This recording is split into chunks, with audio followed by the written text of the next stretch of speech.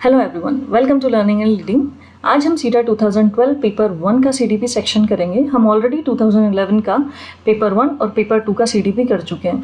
तो देखिए, दोनों पेपर्स को मिला के 60 क्वेश्चंस हमने किए हैं और हमें कुछ हद तक एक आइडिया आपको पता लग गया होगा कि किस तरीके के क्वेश्चन जो है सीडीपी सेक्शन में स्पेशली सीटेट में पूछे जाते हैं और क्या सीटेट के पॉइंट ऑफ व्यू से कौन सा ऐसा टॉपिक है जो इम्पोर्टेंट हो सकता है और डिफ़िकल्टी लेवल क्या रहता है पेपर का। और ये आप मान के चलिए कि अगर आप 10 साल के प्रीवियस ईयर क्वेश्चन पेपर अगर करके जाते हैं और सीडीपी अगर आपने क्वेश्चन पेपर का एक भी क्वेश्चन मिस नहीं किया है तो आपका 80 to 90% सिलेबस आपका कवर हो जाएगा और आपको क्लियर भी हो जाएगा कि किस तरीके के क्वेश्चन पूछे जाएंगे। तो चलिए स्टार्ट करते हैं पेपर क्वेश्चन नंबर 1 से। When a child fails it means, जब एक बच्चा फेल होता है तो इसका क्या मतलब है। The child has not memorise the answers properly, बच्चे ने जो है आंसर्स है उन्हें प्रॉपरली याद नहीं किया है, मेमोराइज नहीं किया है। और option number 2, the child should have taken private tuition, बच्चे को जो है प्राइवेट ट्यूशन्स लेनी चाहिए थी। द सिस्टम हैज़ फेल्ड, पूरी व्यवस्था फेल हो गई है। The child is not fit for studies, बच्चा पढ़ाई के योग्य नहीं है, पढ़ाई करने लायक नहीं है, उसे स्कूल नहीं भेजा जाना चाहिए। तो यहाँ पे जो करेक्ट ऑप्शन आपका हो जाएगा वो हो जाएगा ऑप्शन नंबर 3। क्यों? क्योंकि देखिए अगर एक बच्चा फेल होता है तो उसमें वो बच्चे की गलती नहीं है, जो हमारा सिस्टम है। मतलब जब बच्चा एक स्कूल में आता है, जब बच्चा स्कूल में एंटर करता है तो जो करिकुलम हम उसे प्रोवाइड कर रहे हैं, जो टीचिंग स्ट्रैटेजी, जो टीचिंग मेथड हम उसे प्रोवाइड कर रहे हैं वो उसके सूटेबल नहीं है। इसका मतलब हम वो एक तरीका अपना नहीं पा रहे हैं जो बच्चे को उसके जो करंट लेवल है उससे आगे बढ़ा सके, उसे उसकी स्टडीज़ में उसके करंट जिस स्टेटस पे है, जिस लेवल पे है, उससे उसे ऊपर उठा सके। तो इसका मतलब ये हमें सुधार करने की ज़रूरत है। एज अ टीचर हमें सुधार करने की ज़रूरत है कि हम बच्चे को देख के उसके इंडिविजुअल डिफरेंस को ध्यान में रखते हुए प्रॉपर स्ट्रेटजी, प्रॉपर मेथड अपनाएं और बच्चे को उसकी जो है उसके डिफरेंसेस को देखते हुए, इंडिविजुअल डिफरेंसेस को देखते हुए हम उसकी नीड को कैटर कर सकें। तो ऑप्शन नंबर 3 इसका करेक्ट आंसर हो जाएगा। देखते हैं question number 2, the emphasis from teaching to learning can be shifted by. देखिए, केवल शिक्षण से लेके अधिगम की तरफ आप कैसे शिफ्ट हो सकते हैं, मतलब शिक्षण से अधिगम पर बल देने वाला परिवर्तन हो सकता है। कैसे आप एक टीचिंग को सीखने में परिवर्तित कर सकते हैं। Option number 1, adopting child centred pedagogy, encouraging rote learning. Rote learning मतलब रटने को प्रोत्साहित करना, मतलब उसको क्रैम करने के लिए कहना, उसे मेमोराइज करने के लिए कहना, बस रटते जाओ। Adopting frontal teaching, frontal teaching होती है जिसमें टीचर क्लास में फ्रंट में खड़ा होकर लेक्चर मेथड को यूज़ करता है। बच्चा बैठा रहता है क्लास में, कोई एक्टिवली इंटरेक्ट नहीं करता है टीचर से, ना बच्चे आपस में एक दूसरे से करते हैं। केवल टीचर एक लेक्चर मेथड अपनाता है, बोलता जाता है, समझाता जाता है, बच्चे को जितना समझ में आया ठीक है, नहीं आया वो भी ठीक है। और ऑप्शन नंबर 4 है फोकसिंग ऑन एग्जामिनेशन रिजल्ट्स, केवल परीक्षा परिणामों पर केंद्रित होकर हम देखें कि जो है रिजल्ट में बच्चे ने किस तरह का स्कोर किया है, सिर्फ उस बेसिस पे हम लर्निंग को असेस कर सकते हैं। तो ऑप्शन नंबर 1 इसका करेक्ट आंसर हो जाएगा। अडॉप्टिंग चाइल्ड सेंटर्ड पेडागोजी, जो है बाल केंद्रित शिक्षा पद्धति को अपनाकर हम टीचिंग को लर्निंग में कन्वर्ट कर सकते हैं। हमें पता होना चाहिए कि बच्चा जो है क्लास में, जो बच्चा बैठा हुआ है, उसके इंडिविजुअल डिफरेंसेस को देखते हुए हम उसको समझें कि किस तरह की हम क्लास में टीचिंग स्ट्रैटेजी अपनाएं, मेथड अपनाएं, जिससे बच्चा समझने की कोशिश करे और बच्चे से संबंधित ही क्लास में इस तरह की एक्टिविटी की जाए जो बच्चों को ग्रुप वर्क में मोटिवेट करे, एक्टिवली इंटरेक्ट, पॉजिटिव एक इंटरेक्शन क्लास में जो है क्रिएट हो। तो इस तरीके से बच्चा करके सीखने की पद्धति को ज़्यादा अपनाता है और उसी से ज़्यादा सीखता है। तो ऑप्शन नंबर 1 इसका करेक्ट आंसर हो जाएगा। Question number 3, the most effective method to teach the concept of germination of seeds is.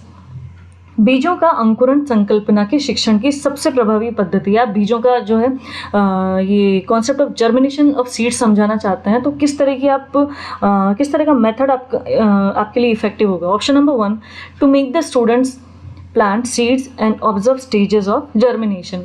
Second, to draw pictures on the blackboard and give description.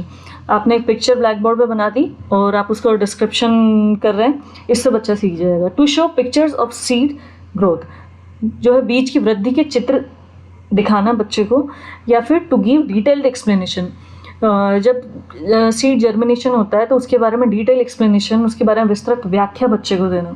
तो ऑप्शन नंबर 1 सबसे correct answer हो जाएगा। क्यों?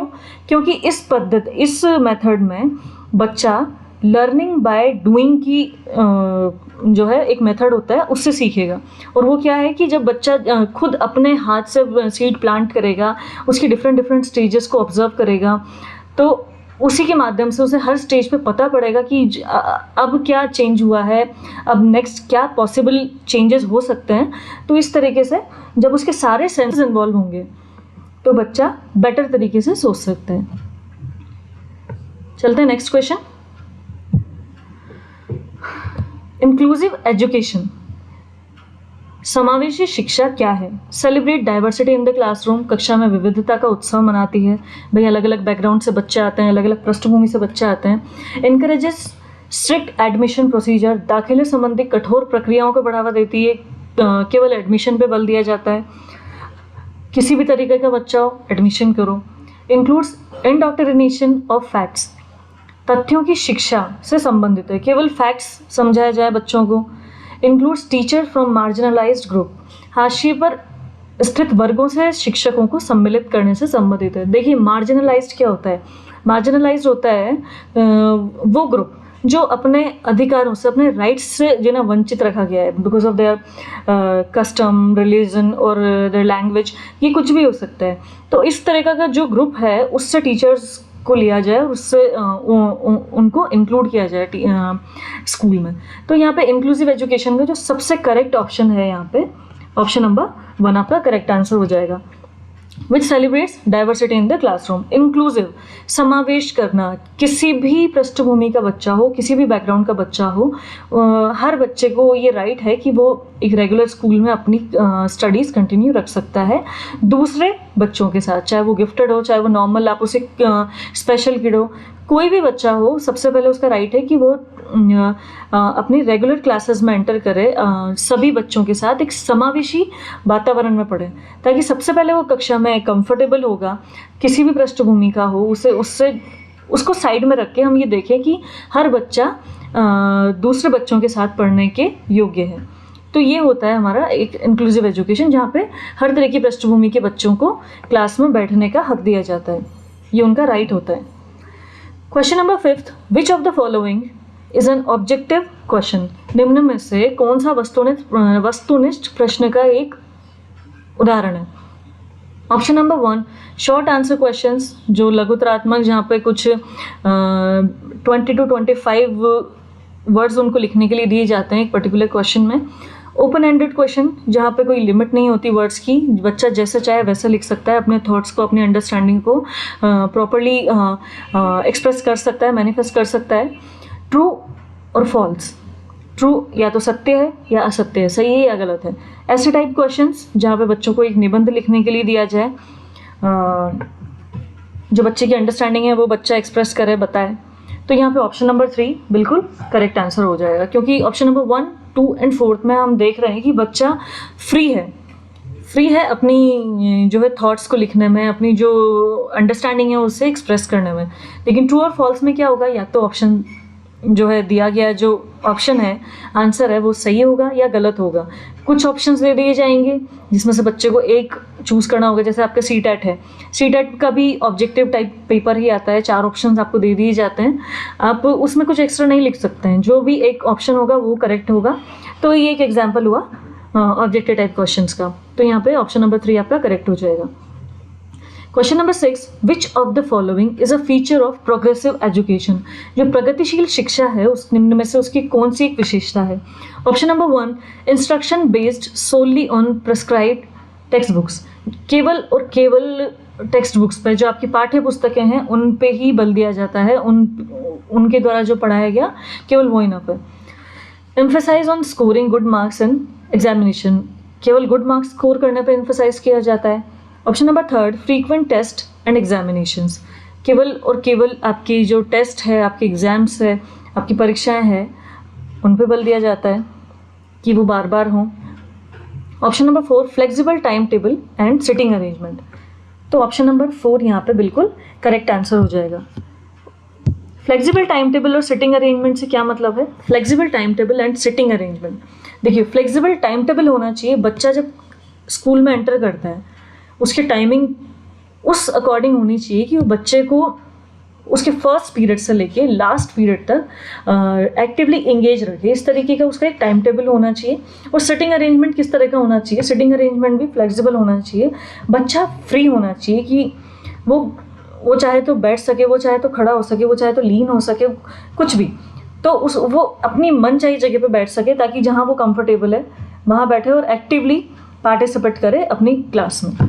तो ये हुआ ऑप्शन नंबर 4 इसका correct answer. Question number 7, a teacher after preparing a question paper, एक टीचर क्वेश्चन पेपर प्रिपेयर करने के बाद चेक करता है whether the question test specific testing objectives, कि जो उसने क्वेश्चन पेपर प्रिपेयर किया है वो उसके जो जिस टेस्ट स्पेसिफिक ऑब्जेक्टिव्स के लिए वो क्वेश्चन पेपर बनाया गया था, क्या वो उसे टेस्ट कर रहा है। He is concern primarily about the question papers, वह प्रश्न पत्र की किस चीज़ के बारे में चिंतित है। कंटेंट कवरेज, जो उसकी विषय वस्तु है, जो विषय वस्तु उसने ली है उसके बारे में। टाइपोलॉजी ऑफ क्वेश्चंस, किस तरह के क्वेश्चंस दिए गए हैं। रिलायबिलिटी, विश्वसनीयता, या फिर वैलिडिटी। देखिए रिलायबिलिटी और वैलिडिटी में कुछ कन्फ्यूज़न रहता है, दोनों एक ही तरह का साउंड करते हैं, इनका जो मीनिंग है। लेकिन देखिए रिलायबिलिटी और वैलिडिटी दोनों डिफरेंट चीज़ें हैं। रिलायबिलिटी में क्या है कि देखिए एक टूल है या एक टेस्ट है जो बच्चों का IQ मेजर करता है। तो अगर आपने आज उससे अपना IQ मेजर किया तो सपोज 100 आया, तो अगर आप उससे कल भी अपना IQ मेजर करेंगे तो भी वो 100 बताना चाहिए, और परसों करेंगे तो भी वो 100 बताना चाहिए। तो ये हुआ आपका रिलायबिलिटी का मतलब। अगर वो 90 बताता है या फिर 110 बताता है, it means that is not reliable. Consistent होना चाहिए उसके रिजल्ट में। और वैलिडिटी क्या होता है? वैलिडिटी होता है कि किसी इंस्ट्रूमेंट, जिस इंस्ट्रूमेंट की जो इंस्ट्रूमेंट है और वो जिस पर्पस के लिए डिज़ाइन किया गया है वो उस पर्पस को प्रॉपरली सॉल्व करें। मतलब अगर एक IQ का एक टेस्ट है या IQ का एक टूल है तो वो आपका EQ ना टेस्ट करे उसमें।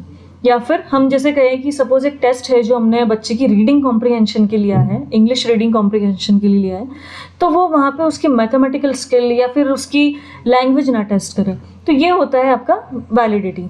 और यहाँ पे जो करेक्ट ऑप्शन हो जाएगा वो होगा आपका कंटेंट कवरेज। बेसिकली यहाँ पे टीचर अपनी विषय वस्तु जो है कि क्या मैंने पूरा जो कंटेंट पढ़ाया है बच्चों को, जो ऑब्जेक्टिव्स मुझे इससे अचीव करने हैं, क्या वो मैं कर पा रही हूँ। तो यहाँ पे ऑप्शन नंबर 1 इसका करेक्ट आंसर हो जाएगा। देखते हैं question number 8, critical pedagogy firmly believes that, जो विवेचनात्मक शिक्षा शास्त्र है वो किस चीज़ में विश्वास रखता है। The learners need not reason independently, शिक्षार्थियों को स्वतंत्र रूप से रीजनिंग करने का, तर्क नहीं करना चाहिए। What children learn out of school is irrelevant, जो बच्चा स्कूल से बाहर सीखता है वो इर्रेलेवेंट है, वो किसी काम की चीज़ नहीं है। The experiences and perception of learners are important, बच्चे की अनुभव और उसका प्रत्यक्ष रूप में अगर बच्चा किसी चीज़ को देखता है, सीखता है, उसकी इंपॉर्टेंस होती है। The teacher should always lead the classroom instruction, शिक्षक को हमेशा कक्ष के अनुदेशन का नेतृत्व करना चाहिए, केवल टीचर ही सर्वा होता है। तो यहाँ पे ऑप्शन नंबर जो है आपका 3 करेक्ट हो जाएगा। क्यों? क्रिटिकल पैडागोजी क्या होता है? क्रिटिकल, जब बच्चा अपने परसेप्शन को यूज़ करके, अपने एक्सपीरियंस को यूज़ करके जब किसी चीज़ को क्रिटिकली एनालाइज करने लग जाता है, क्वेश्चनिंग करने लग जाता है, रीजनिंग करने लग जाता है, तो वो होती है क्रिटिकल पेडागोजी। जब किसी सिचुएशन में जो बच्चा उस सिचुएशन की पॉजिटिव और नेगेटिव दोनों बातों को समझने लग जाए खुद से बिना किसी हेल्प, तो वो आपकी क्रिटिकल पेडागोजी के अंतर्गत आता है। और मैंने आपको बताया कि इसमें बच्चे के परसेप्शन का बहुत इंपॉर्टेंस रहता है। तो यहाँ पर ऑप्शन नंबर 3 आपका करेक्ट आंसर हो जाएगा। Question number 9, school based assessment is primarily based on the principal that, जो विद्यालय आधारित आकलन है मुख्य रूप से किस सिद्धांत पर आधारित है। Teachers know their learners capabilities better than external examination, जो विद्यालय के अंदर जिस स्कूल में असेसमेंट हो रहा है और जो वहाँ पे जो टीचर्स हैं वो बच्चे की कैपेबिलिटीज़ को और उसके डिसेबिलिटीज़ को बेटर जानते हैं जो एक्सटर्नल एग्जामिनर्स हैं उनके मुकाबले। दूसरा यहाँ पे students should at all cost get high grade, जो बच्चा है किसी भी कोस्ट पे केवल अच्छे मार्क्स अटेन करे। Schools are more efficient than external bodies of examination, विद्यालय बाह्य परीक्षा निकायों की अपेक्षा ज़्यादा सक्षम है। मतलब स्कूल ज़्यादा एफिशिएंट है अगर आपको बच्चे को असेस करना है, आपको एग्जामिनेशन कंडक्ट करना है। Assessment should be very economical, assessment किफ़ायती होना चाहिए, मितव्ययी होना चाहिए, थोड़ी लो कॉस्ट होना चाहिए। तो यहाँ पे कौन सा ऑप्शन सबसे करेक्ट हो रहा है? यहाँ पे ऑप्शन जो है सबसे करेक्ट 1, क्योंकि teachers know their learners capabilities better than external examination. देखिए, अगर बच्चे का हमें असेसमेंट करना है तो हम खुद जज कर सकते हैं कि बच्चे का जो टीचर है वो कर पाएगा, या बाहर से एक्सटर्नल एग्जामिनेशन जो हमारे प्रैक्टिकल एग्जामिनेशंस में कई बार एक्सटर्नल्स आते हैं वो हमें जज कर पाएंगे। डेफिनेटली जो हमारे टीचर्स हैं वो हमें बेटर तरीके से हमें असेस कर पाएंगे, क्योंकि वो ही जानते हैं कि हमारी कैपेबिलिटीज़ क्या है, हम कहाँ बेस्ट स्कोर करते हैं और कहाँ हमें कुछ कमियाँ हैं। तो यहाँ पर ऑप्शन नंबर 1 बिल्कुल करेक्ट हो जाना चाहिए। स्कूल बेस्ड असेसमेंट सिर्फ आपके हाई मार्क्स आपको बच्चे को दिलाना सिर्फ एक मकसद नहीं है। एक्सटर्नल बॉडीज़ जो स्कूल में स्कूल के बाहर जो एग्जामिनेशन कंडक्ट करवाती है, क्या वो इम्पोर्टेंट है? नहीं। और असेसमेंट लो कॉस्ट, उससे कोई मतलब नहीं है। आप एक क्वेश्चनिंग से भी बच्चे को पूछ सकते हैं, बच्चे को असेस कर सकते हैं कि बच्चा कहाँ स्टैंड करता है। तो यहाँ पे ऑप्शन नंबर 1 आपका करेक्ट आंसर हो जाएगा। Question number 10, learners display individual differences. जो शिक्षार्थी हैं, हर एक बच्चे में अपने इंडिविजुअल डिफरेंस हो सकते हैं, हर एक बच्चा अपने आप में अलग है। सो अ टीचर शुड, तो एक टीचर को क्या करना चाहिए? Provide a variety of learning experiences, enforce strict discipline, बच्चे पे स्ट्रिक्ट डिसिप्लिन रखना चाहिए। इंक्रीज नंबर ऑफ टेस्ट, बार बार उसके टेस्ट लेना चाहिए। Insist on uniform pace of learning, हर बच्चे के लिए एक तरह की शिक्षा या एक तरह की लर्निंग को insist on uniform pace of learning, अधिगम के लिए एक समान गति, मतलब एक तरह की लर्निंग पर बल देना चाहिए।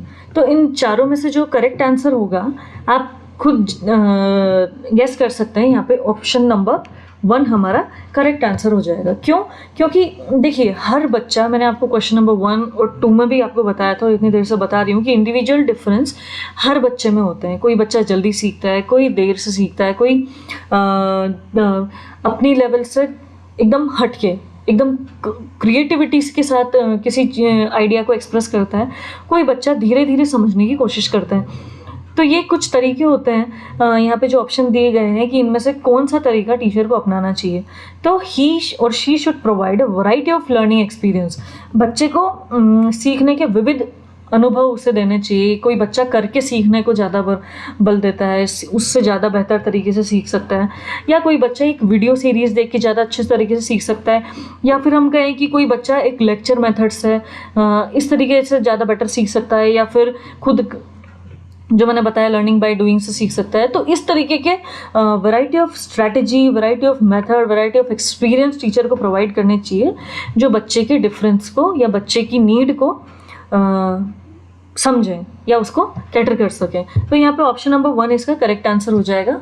Next question number 11, which of the following is a principle of development. निम्न में से कौन सा विकास का सिद्धांत है? It does not proceed at the same pace for all. विकास सबके लिए विकास की दर सबके लिए समान नहीं होती है। Development is always linear. विकास हमेशा सतत गति में चलता है या फिर रेखीय होता है। It is a discontinuous process. ये एक बार चलती है, एक बार रुकती है, एक बार रुकती है, फिर चलती है, फिर रुकती है, फिर चलती है, इस तरीके की होती है। All processes of development are not interconnected. विकास की सभी अवस्थाएं एक दूसरे से इंटरकनेक्टेड या अंतर संबंधित, इंटरडिपेंडेंट, इंटर रिलेटेड नहीं है। तो यहाँ पे ऑप्शन नंबर 1 इसका करेक्ट आंसर हो जाएगा। It does not proceed at the same pace for all.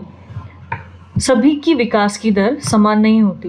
हम जानते हैं कि कोई बच्चा 1 साल में चलना सीखता है, लेकिन कोई बच्चा किसी बच्चे को 14 महीने लगते हैं, 1 साल से ज़्यादा का टाइम लगता है। किसी बच्चे की टीथिंग जल्दी शुरू हो जाती है, लेकिन किसी की लेट।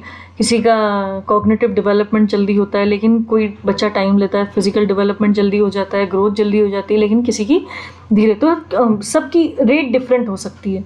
और यहाँ पे सेकंड ऑप्शन जो कह रहा है ऑलवेज लीनियर, क्या एक ही तरीके से सबका डेवलपमेंट होगा? नहीं। क्या डेवलपमेंट एक बार चलता है एक बार रुकता है, इस तरीके से हो सकता है? नहीं। या फिर ऑप्शन नंबर जो 4 बोल रहा है कि डेवलपमेंट की जो और प्रोसेस है, जो और अवस्थाएं हैं, जैसे mental development, physical development, cognitive development, ये एक दूसरे से इनका इंटरकनेक्टेड नहीं है। तो ऐसा नहीं होता है, ये सब एक दूसरे से अंतर संबंधित होती हैं।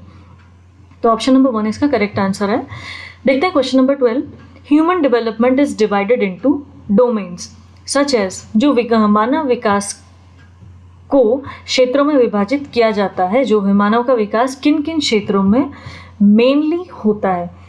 Option number 1 physical, cognitive, emotional, social, या फिर इमोशनल, कॉग्निटिव, स्पिरिचुअल एवं सोशल, साइकोलॉजिकल, जहाँ पे आपका सामाजिक और मनोवैज्ञानिक दोनों तरह का विकास होता है, या फिर psychological, cognitive, emotional and physical, physical, spiritual, cognitive और सोशल। तो यहाँ पे ऑप्शन नंबर 1 इसका करेक्ट आंसर हो जाएगा। क्यों?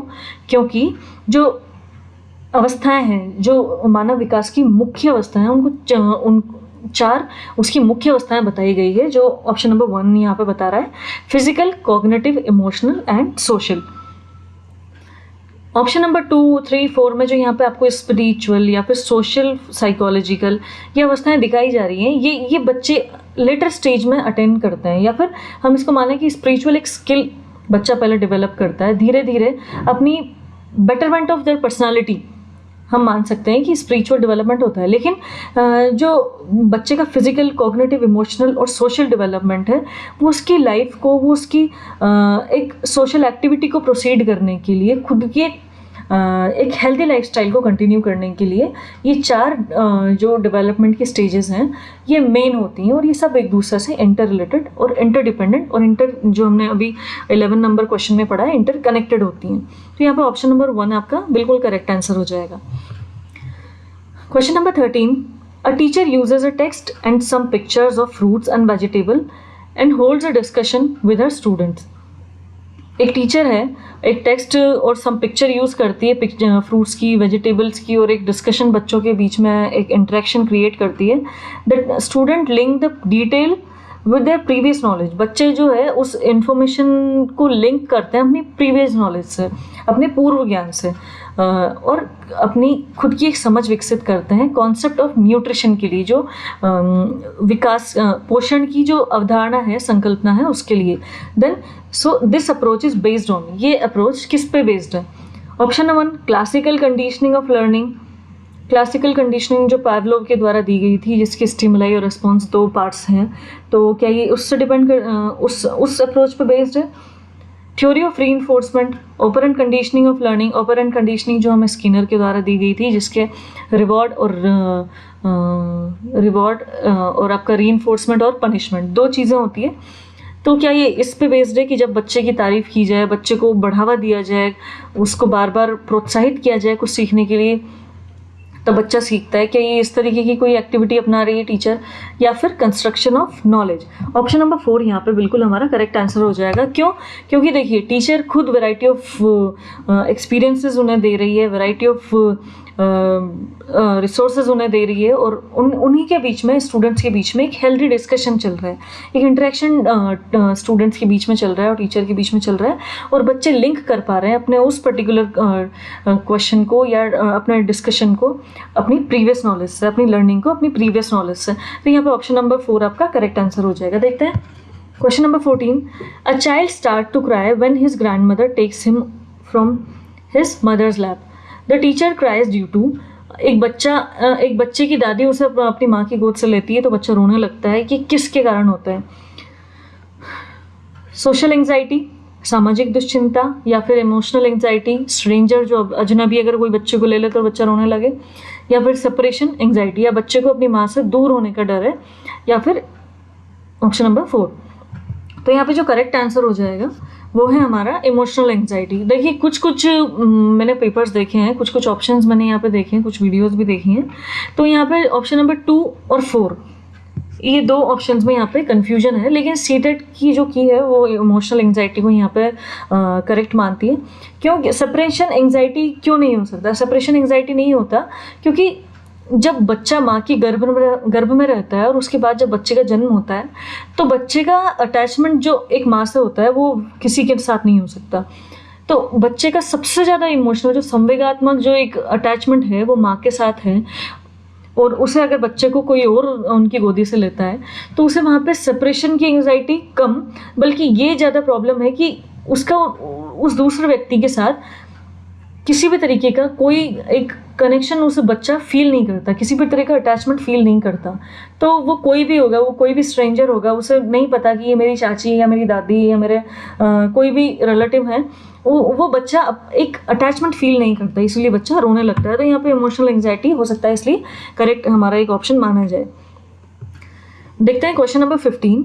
इन the context of education socialisation means, शिक्षा के संदर्भ में सामाजिकरण क्या है? Creates one's own social norm, बच्चा खुद अपना जो है सामाजिक मानदंड निर्धारित करे, बनाए। रिस्पेक्टिंग एल्डर्स इन सोसाइटी, बड़ों की अगर सम्मान करे, सिर्फ वही सोशलाइजेशन है। Adapting and adjusting to social environment, बच्चा अपने सामाजिक पर्यावरण में खुद को अडेप्ट और एडजस्ट करना सीखे, समायोजित करना सीखे। ऑलवेज फॉलोइंग सोशल नॉर्म्स, या फिर जो हमारे समाज द्वारा बनाए गए सोशल नॉर्म्स है, सामाजिक जो मानदंड है, रूल्स एंड रेगुलेशंस है, उन्हें फॉलो करें। तो यहाँ पे ऑप्शन नंबर 3 आपका करेक्ट आंसर हो जाएगा। जब बच्चा खुद से अपने सोशल एनवायरनमेंट में एडजस्ट और अडेप्ट करना उसे सीखता है, तो वो एक सोशलाइजेशन की प्रोसेस होती है। बहुत सारे इसके फैक्टर्स हैं, जैसे प्राइमरी सोशलाइजेशन, आपका सेकेंडरी सोशलाइजेशन, बहुत सारी एजेंसीज है जो बच्चे को सोशलाइजेशन में मदद करती है। देखते हैं question number 16। A school gives preference to girls while preparing students for a state level solo song competition. This reflects, एक स्कूल है जो केवल लड़कियों को प्रेफर करता है state level solo song competition के लिए, गाने के प्रतियोगिता के लिए, एकल गान के प्रतियोगिता के लिए केवल लड़कियों को प्रेफर करता है। तो ये क्या रिफ्लेक्ट करता है? ग्लोबल ट्रेंड्स, वैश्विक प्रवृत्तियाँ, इसी तरह का ट्रेंड चला जा रहा है पूरे विश्व में, क्या ये है? या फिर प्रैग्मेटिक अप्रोच। प्रैग्मेटिक से क्या मतलब है? प्रैक्टिकल अप्रोच जो उस सिचुएशन की डिमांड है, जो थ्योरी में लिखा गया है, जो पहले से चला आ रहा है, वो नहीं, उस सिचुएशन की डिमांड है कि वहाँ पे केवल लड़कियों को ही सोलो कंपटीशन के लिए भेजा जाए, बेसिकली जिसे हम मानते हैं प्रैक्टिकल अप्रोच। या फिर प्रोग्रेसिव थिंकिंग, ये एक प्रगतिशील चिंतन की ओर चली जा रही है, एक सोच है कि लड़कियां इस चीज़ में अच्छी है, लड़के इस चीज़ में अच्छे हैं, तो उन्हें वही मौका उसी जगह में बढ़ने का मौका दिया जाए। या फिर जेंडर बायस, ये एक स्टीरियोटाइप, एक बायसनेस को दिखाता है। तो ऑप्शन नंबर 4 यहाँ पे आपका करेक्ट आंसर हो जाएगा। देखिए, हम डिसाइड नहीं कर सकते, कोई भी बच्चा किसी भी फील्ड में आगे निकल सकता है। लड़कियां भी स्पोर्ट्स में आगे निकल सकती है, लड़के भी निकल सकते हैं, लड़कियां भी सिंगिंग में या क्लासिकल डांस फॉर्म में आगे निकल सकती है, और सेम टाइम पे लड़के भी निकल सकते हैं।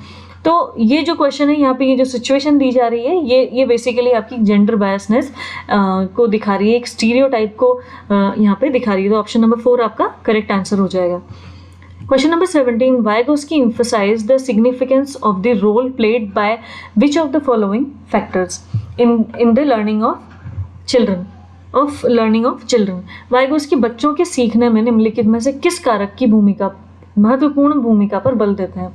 हेरिडिटी, हम जानते हैं कि हेरिडिटी को पियाजे इम्पोर्टेंट मानते हैं बच्चे के विकास में। मोरल डेवलपमेंट बच्चे का, जिसे कोलबर्ग ने मोरल डेवलपमेंट की थ्योरी दी है, कोलबर्ग इसे मानते हैं। या फिर फिजिकल इंटरेक्शन से बच्चा सीखता है, या फिर सोशल। देखिए, जो बच्चा होता है वो अपने सोशल, अपने हेरिडिटी और अपने इन्वायरमेंट का एक प्रोडक्ट होता है। तो वो जो वाइगोस्की की अगर यहाँ पे बात की जा रही है, तो यहाँ पे उन्होंने बच्चे को सोशल इंटरेक्शन पे महत्व दिया है कि बच्चा अपने एनवायरनमेंट से, अपने सोशल एनवायरनमेंट से सबसे बेहतर तरीके से सीख सकता है। तो यहाँ पे ऑप्शन नंबर 4 आपका करेक्ट आंसर हो जाएगा। और जैसा मैंने अभी आपको बताया कि हेरिडिटी पे कौन महत्व देते हैं? पियाजे। और पियाजे सीटेट के पॉइंट ऑफ व्यू से बहुत इंपॉर्टेंट है, वाइगोस्की, पियाजे। देखते हैं question number 18। A teacher makes use of a variety of task to cater to the different learning style of her learners. She is influenced by. एक शिक्षिका अपने शिक्षार्थियों की विभिन्न अधिगम शैलियों को संतुष्ट करने के लिए वैविध्यपूर्ण कार्यों का उपयोग करती है, अलग अलग तरह की लर्निंग स्टाइल मेथड्स यूज करती है।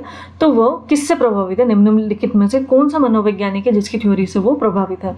ऑप्शन नंबर 1 कोलबर्ग की moral development theory, Gardner's multiple intelligence theory, या फिर वाइगोत्स्की सोशियो कल्चरल थ्योरी, या फिर पियाजे कॉग्निटिव डेवलपमेंट थ्योरी। तो यहाँ पे ऑप्शन नंबर 2 आपका करेक्ट आंसर हो जाएगा, जो गार्डनर की मल्टीपल इंटेलिजेंस थ्योरी है, जो ये बताती है कि 8 तरह की इंटेलिजेंस होती है हर बच्चे में, चाहे वो इंटरपर्सनल हो, इंट्रापर्सनल हो, लिंग्विस्टिक हो, स्पेशल हो, मैथमेटिकल हो। इस तरह की 8 थ्योरीज गार्डनर ने दी है, जो अगर हम बोलते हैं कि बच्चे में इंडिविजुअल डिफरेंस होता है, तो इसका मतलब ये होता है कि वो जो 8 तरह की इंटेलिजेंस है वो हर बच्चे में, उनमें से कोई एक इंटेलिजेंस या मोर देन वन उस बच्चे में हो सकती है, उपस्थित हो सकती है, चाहे वो उसकी मैथमेटिकल एबिलिटी को बताए या बच्चा लिंग्विस्टिकली इंटेलिजेंट हो। तो यहाँ पे ऑप्शन नंबर 2 इसका करेक्ट आंसर हो जाएगा। देखते हैं question number 19। A teacher never gives answers two questions herself. She encourages her student to suggest answer, have group discussions, and adopt collaborative learning. This approach is based on the principle of. देखिए, एक teacher है जो खुद से किसी solution पर नहीं पहुंचती, किसी प्रॉब्लम के किसी सोल्यूशन पर नहीं पहुंचती, बल्कि बच्चों को प्रोत्साहित करती है अपने अपने आंसर सजेस्ट करने के लिए, अपनी अपनी अंडरस्टैंडिंग बताने के लिए, बाय ग्रुप डिस्कशन और कोलैबोरेटिव लर्निंग, सहयोगात्मक या फिर साथ में सीखने पर बल दे रही है। तो ये किस तरीके की जो है अप्रोच को अपना रही है?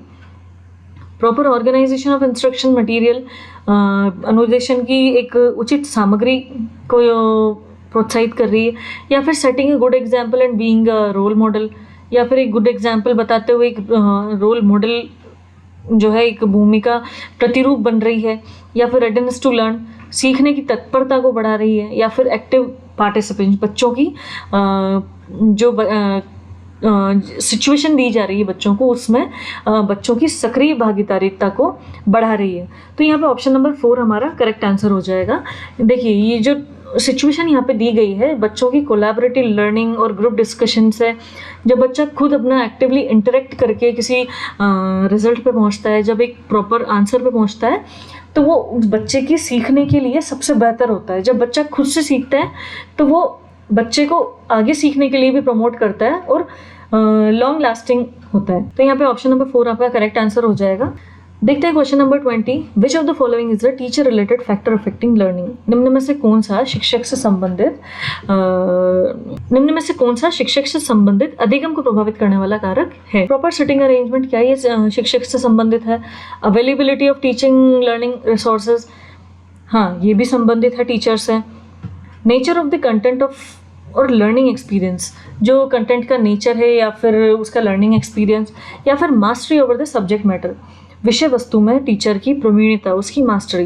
तो यहाँ पर ऑप्शन नंबर 4 सबसे करेक्ट आंसर हो जाएगा, क्योंकि अगर टीचर की अपने सब्जेक्ट पे मास्टरी नहीं है, कमांड नहीं है, तो ना तो वो बच्चे को proper teaching learning resources provide करवा सकता है, या फिर उस कंटेंट की नेचर को समझ सकता है, ना बच्चे को समझ सकता है, तो वो टीचर क्या पढ़ा सकता है। तो सबसे इम्पॉर्टेंट यहाँ पे जो ऑप्शन है, जो टीचर में होना चाहिए, जो जनरली हम टीचर से एक्सपेक्ट करते हैं, तो he should have done mastery over the subject matter. तो यहाँ पे ऑप्शन नंबर 4 हमारा करेक्ट आंसर हो जाएगा। Question number 21। According to Kohlberg, जिन्होंने हमें मोरल डेवलपमेंट की थ्योरी दी थी, a teacher can instil moral values in children by, शिक्षक बच्चों में नैतिक मूल्यों का विकास कर सकता है। किस तरीके से? Giving importance to religious teachings, बच्चों में धार्मिक शिक्षा को बढ़ावा देकर। Laying clear rules of behaviour, बच्चों के व्यवहार के स्पष्ट नियम बनाकर। Involving them in discussions on moral issues, बच्चों को कुछ इस तरह के नैतिक मुद्दों में इन्वॉल्व किया जाए जिससे बच्चा खुद अपनी समझ को बता पाए। या फिर giving strict instruction on how to behave, सिर्फ बच्चे को ये समझाना, देखो ऐसे करना है, ऐसे नहीं करना है, खाली इंस्ट्रक्शन हम दें। तो यहाँ पे ऑप्शन नंबर 3 हमारा करेक्ट आंसर हो जाएगा। बच्चे को इन्वॉल्व करना चाहिए इस तरीके के डिस्कशन में, ताकि हमें बच्चे की समझ का पता पड़ सके और बच्चा भी अपनी समझ को विकसित करे और ज़्यादा विकसित करे। तो इस तरीके के डिस्कशंस में हमें उन्हें इन्वॉल्व करना चाहिए, इंडल्ज करना चाहिए। देखते हैं question number 22। Young learners should be encourage to interact with peers in the classroom so that, छोटे शिक्षार्थियों को कक्ष में समवयस्कों के साथ, मतलब उनकी सेम एज ग्रुप के बच्चों के साथ इंटरेक्ट करने के लिए प्रोत्साहित करना चाहिए, जिससे they can learn answers to question from each other, वो एक दूसरे से ही क्वेश्चन आंसर करके सीख जाएं, या फिर the syllabus can be covered quickly, या फिर इस तरीके से हम सिलेबस को जल्दी कवर कर सकते हैं। They learn social skill in the course of study, या फिर वो पढ़ाई के साथ साथ एक सोशल स्किल या फिर एक सामाजिक कौशल भी सीख सकते हैं। The teacher can control the classroom better, अगर बच्चा एक दूसरे से सीख रहा है या फिर एक ही एज ग्रुप के बच्चों से सीख रहा है तो टीचर के लिए आसान होगा अपने क्लासरूम को कंट्रोल करना। तो यहाँ पे जो ऑप्शन नंबर 3 है वो यहाँ पे सबसे बेस्ट ऑप्शन हो जाएगा, सबसे करेक्ट ऑप्शन हो जाएगा। क्यों? क्योंकि जब हम बच्चे को एक दूसरे से इंटरेक्ट करने को प्रोत्साहित करते हैं, सेम एज ग्रुप के हों या फिर किसी भी एज ग्रुप के हों, जनरली एक क्लास में सेम एज ग्रुप के बच्चे रहते हैं, तो अगर हम उनको प्रोत्साहित करेंगे इंटरेक्ट करने के लिए तो बच्चे की समझ विकसित होती है कि उसे क्या कहना है, क्या बोलना है, किस तरीके से सपोज किसी टॉपिक पे उसे गुस्सा है तो अपना एंगर मैनेजमेंट किस तरीके से करना है, किस तरीके से कंट्रोल करना है। तो इस तरीके से बच्चा एक सामाजिक कौशल भी सीख सकता है। तो ऑप्शन नंबर 3 यहाँ पे आपका करेक्ट आंसर हो जाएगा। देखते हैं question number 23। When a child with a disability first comes to school, अगर बच्चा कोई निःशक्त बच्चा है जो उसे कोई लर्निंग डिसेबिलिटी है और वो पहली बार स्कूल में आ रहा है, तो एक टीचर को क्या करना चाहिए, टीचर की क्या भूमिका होनी चाहिए। Refer the child to a special school according to disability, बच्चे को किसी स्पेशल स्कूल में रेफर कर देना चाहिए, या फिर seclude him from other student, दूसरे बच्चों से, दूसरे विद्यार्थियों से अलग रखना चाहिए। Discuss with child's parents to evolve collaborative plans, या फिर पेरेंट्स के साथ मिलकर इस तरीके की योजनाएं बनानी चाहिए जो बच्चे को सीखने में मदद करती है। या फिर कंडक्ट एन एडमिशन टेस्ट, ये आरटीई भी मानती है, हमारा राइट टू एजुकेशन भी कहता है कि विद्यालय में जाने से पहले कि बच्चे का किसी भी तरीके का कोई टेस्ट या फिर प्रवेश परीक्षा नहीं ली जाएगी। तो यहाँ पे ऑप्शन नंबर 3 हमारा करेक्ट आंसर हो जाएगा। भाई पेरेंट्स के साथ मिलकर इस तरीके की कुछ प्लान्स बनाने चाहिए जो बच्चे के बेटरमेंट में हमें हेल्प करें। तो ऑप्शन नंबर 3 यहाँ पे करेक्ट आंसर होगा। देखते हैं question number 24। According to Piaget's stages of cognitive development, the sensory motor stage is associated with, हम जानते हैं पियाजे की जो 4 स्टेजेस हैं। पहली आपकी 0 से 2 साल की जो सेंसरी मोटर स्टेज है, दूसरी प्री ऑपरेशनल, कॉन्क्रीट ऑपरेशनल और फॉर्मल ऑपरेशनल।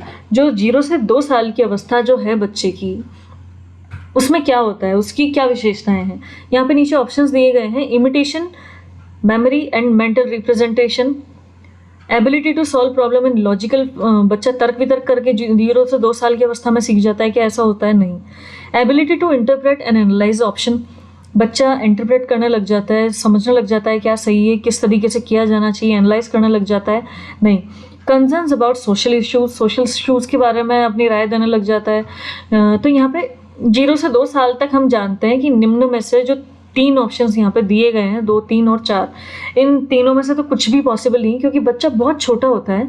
बच्चा यहाँ पे केवल अभी इमिटेशन, अपनी मेमोरी से, अपने ही संज्ञान से, अपनी स्मृति से सीखता है, और मेंटल रिप्रेजेंटेशन, अपने ही दिमाग में चीज़ों की पिक्चर बनाता है, चाहे वो उसके टॉयज़ हों, अपने सेंसेस यूज़ करता है अपनी चीज़ों को समझने के लिए। और हम जानते हैं कि इस स्टेज में ऑब्जेक्ट परमानेंस बच्चों में आ जाती है, और नाम ही इस स्टेज का सेंसरी मोटर स्टेज है। तो यहाँ पे बच्चा सेंसस से ज़्यादा सीखता है। तो ऑप्शन नंबर 1 आपका करेक्ट आंसर हो जाएगा। देखते हैं question number 25। Human personality is the result of, जो मानव का व्यक्तित्व है वो किस चीज़ का परिणाम है? अपब्रिंगिंग एंड एजुकेशन, बच्चे की पालन पोषण और उसकी शिक्षा का। Interaction between heredity and environment, बच्चे की जो आनुवंशिकता है और उसका जो वातावरण है उसका वो बच्चा प्रोडक्ट है। ओनली एनवायरनमेंट, क्या केवल पर्यावरण, या फिर केवल आनुवंशिकता, या फिर केवल उसकी हेरिडिटी। तो यहाँ पे ऑप्शन नंबर 2 हमारा करेक्ट आंसर हो जाएगा। जो हम हैं वो हमारी हेरिडिटी और हमारे एनवायरनमेंट का ही हम प्रोडक्ट होते हैं। बच्चे को जैसा एनवायरनमेंट, जैसी हेरिडिटी मिलेगी बच्चा उसी से सीखता है और बच्चा वैसा ही बनता है। बच्चा केवल एनवायरनमेंट, एक अकेले एनवायरनमेंट या केवल एक अपनी हेरिडिटी से नहीं सीखता है, बच्चा दोनों का प्रोडक्ट होता है। शिक्षा से बच्चा बेहतर बन सकता है, बच्चे की पर्सनालिटी डेवलप हो सकती है बेटर तरीके से, लेकिन बच्चा जो है अपनी हेरिडिटी और अपने एनवायरनमेंट से ही अपनी पर्सनालिटी बिल्ड करता है। तो यहाँ पे ऑप्शन नंबर 2 आपका करेक्ट आंसर होगा। देखते हैं question number 26। Individual attention is important in the teaching learning process because, शिक्षण अधिगम प्रक्रिया में व्यक्तिगत रूप से ध्यान देना महत्वपूर्ण है because learners always learn better in groups. जो शिक्षार्थी है वो समूह में बेहतर तरीके से सीखते हैं। टीचर ट्रेनिंग प्रोग्राम प्रेस्क्राइब, जो शिक्षक प्रशिक्षण कार्यक्रमों में ऐसा ही बताया जाता है कि बच्चे उसी तरीके से सीख सकते हैं व्यक्तिगत रूप से ध्यान देने पर। It offers better opportunities to teacher to discipline each learner, या फिर ये जो इंडिविजुअल लर्नर पे अटेंशन देना, ये बच्चे को डिसिप्लिन में रखना सिखाता है। या फिर children develop at different rates and learn differently, या फिर बच्चे डिफरेंट रेट पे, बच्चे की सीखने की दर, विकास की दर अलग अलग होती है। तो यहाँ पे ऑप्शन नंबर 4 बिल्कुल करेक्ट आंसर हो जाएगा। देखिए, इंडिविजुअल डिफरेंस हमें बताता है कि हर बच्चे की जो क्षमता है वो अलग है, हर बच्चा अपने अलग तरीके से सीखता है। किसी का विकास जल्दी हुआ है, किसी का विकास लेट हुआ है, ग्रोथ जल्दी हुई है, लेट हुई है। तो यहाँ पे ऑप्शन नंबर 4 आपका करेक्ट आंसर हो जाएगा। देखते हैं question number 27। Which of the following is the first step in the scientific method of problem solving? निम्न में से कौन सी समस्या समाधान की वैज्ञानिक पद्धति का पहला चरण यहाँ पे माना गया है? वेरिफिकेशन ऑफ हाइपोथेसिस, जो आपने हाइपोथेसिस अपनी कल्पना या प्राकल्पना बनाई है उसका परीक्षण। प्रॉब्लम अवेयरनेस, प्रॉब्लम को जानना सबसे पहले, या फिर प्रॉब्लम के प्रति जागरूकता। कलेक्शन ऑफ रेलेवेंट इंफॉर्मेशन, या फिर फॉर्मेशन ऑफ हाइपोथेसिस। देखिए, सबसे पहले हमें प्रॉब्लम के बारे में पता होना चाहिए, तभी तो हम उसकी फर्दर स्टेप्स को कंटिन्यू कर पाएंगे। तो यहाँ पे ऑप्शन नंबर 2 आपका करेक्ट ऑप्शन हो जाएगा, आपका राइट आंसर हो जाएगा। और इसके बाद जो स्टेप्स यहाँ पे दी गई है, तो आपका जो 2, उसके बाद ऑप्शन नंबर 3 यहाँ पे करेक्ट होगा, उसके बाद 4, उसके बाद 1। कैसे? देखिए, प्रॉब्लम अवेयरनेस होगी, उसके बाद आपकी कलेक्शन ऑफ रिलेवेंट इन्फॉर्मेशन आप लेंगे, फिर अपनी हाइपोथेसिस बिल्ड करेंगे और उसके बाद अपनी हाइपोथेसिस को वेरीफाई करेंगे वेदर इट्स करेक्ट और नॉट। तो यहाँ पे ऑप्शन नंबर 2 आपका करेक्ट आंसर है, जो फर्स्ट स्टेप है। देखते हैं question number 28। Which of the following is a domain of learning? निम्न में से कौन सा सीखने का एक क्षेत्र है? देखिए, यहाँ पे 4 ऑप्शन आपको दिए गए हैं, एक्सपीरियंशियल, या फिर अफेक्टिव, स्पिरिचुअल, या फिर प्रोफेशनल। ये 4 ऑप्शन है, ये ब्लूम से संबंधित हमारा क्वेश्चन है। यहाँ पे ब्लूम जो टेक्सोनॉमी है, हमें 3 तरीके की उन्होंने लर्निंग डोमेन बताए हैं, अफेक्टिव, साइकोमोटर और कॉग्निटिव। तो यहाँ पे तीनों में से एक कौन सा ऑप्शन यहाँ पे दिया गया है? अफेक्टिव। तो ऑप्शन नंबर 2 आपका यहाँ पे करेक्ट आंसर हो जाएगा। Question number 29। When a child gets bored while doing a task, it is a sign that. जब एक बच्चा किसी काम को करते हुए बोर होता है तो ये किस चीज़ का साइन है? द टास्क में हैव बिकम मैकेनिकली रिपीटेटिव। जो कार्य बच्चे को दिया गया है वो उसके लिए रिपीटेटिव हो रहा है, बच्चा बोर हो रहा है। The child is not intelligent, बच्चा इंटेलिजेंट नहीं है। ये हम कैसे बता सकते हैं? The child is not capable of learning, बच्चा सीखने के योग्य नहीं है। या फिर the child needs to be discipline, कुछ सीखने के लिए बच्चे को पहले अनुशासित करना जरूरी है। ये तो बहुत ही हम कहें ऑप्शंस बिल्कुल इस तरीके के हैं, बहुत नेगेटिव स्टेटमेंट्स हैं कि बच्चा you are not intelligent, you are not capable of learning. तो यहाँ पे जो हमारा करेक्ट आंसर हो जाएगा, सबसे करेक्ट आंसर यहाँ पे जो ऑप्शन यहाँ पे है, द टास्क में है बिकम मैकेनिकली रिपीटेटिव। देखिए, जो बच्चा जब छोटा होता है, प्राइमरी स्टेज पे जब बच्चा होता है, तो बच्चे या तो कोई एक्टिविटी बच्चे के साथ बच्चे को दी जाए जिससे बच्चा खुद करके सीखे, या फिर बच्चे को नए नए टास्क में इन्वॉल्व किया जाए जिससे बच्चा बोर ना हो, अपना एक्टिव एक आंसर बताए, अपना रिजल्ट पे पहुंचे और अपने आइडियाज़ को और ज़्यादा क्रिएटिव डाइवर्जेंट थिंकिंग को बढ़ाए। तो यहाँ पे एक ही तरह के काम से बच्चा बोर हो रहा है, तो यहाँ पे वो काम उसके लिए मैकेनिकली रिपीटेटिव हो रहा है। तो यहाँ पे ऑप्शन नंबर 1 हमारा करेक्ट हो जाएगा। Question number 30। Errors of learners often indicate. जो बच्चे की त्रुटियां हैं वो क्या इंडिकेट करती है, वो क्या बताती हैं? How they learn, the need for mechanical drill, absence of learning, socio economic status of a learner. तो ऑप्शन नंबर जो यहाँ पे 1 है वो आपका करेक्ट हो जाएगा कि बच्चे की त्रुटियां बताती है कि बच्चा किस तरीके से सीखता है, बच्चे ने कहाँ कहाँ गलती की है, हम उसको डायग्नोस करें, उसके बाद हम उसे रेमेडियल मेजर्स अपनाएं जिससे बच्चा और बेहतर सीखे। बच्चे ने कहाँ गलतियां करी है उसी से हमें पता पड़ेगा कि किस तरीके की नीड है बच्चे की, किस तरीके के हम रेमेडियल एड्स उसे प्रोवाइड कर सकते हैं। तो यहाँ पर ऑप्शन नंबर 1 आपका करेक्ट आंसर है। ये हमने सीटेट 2012 के CDP के हमने 30 क्वेश्चंस किए हैं पेपर 1 के। आई होप आपको ये वीडियो पसंद आई होगी, सेशन पसंद आया होगा।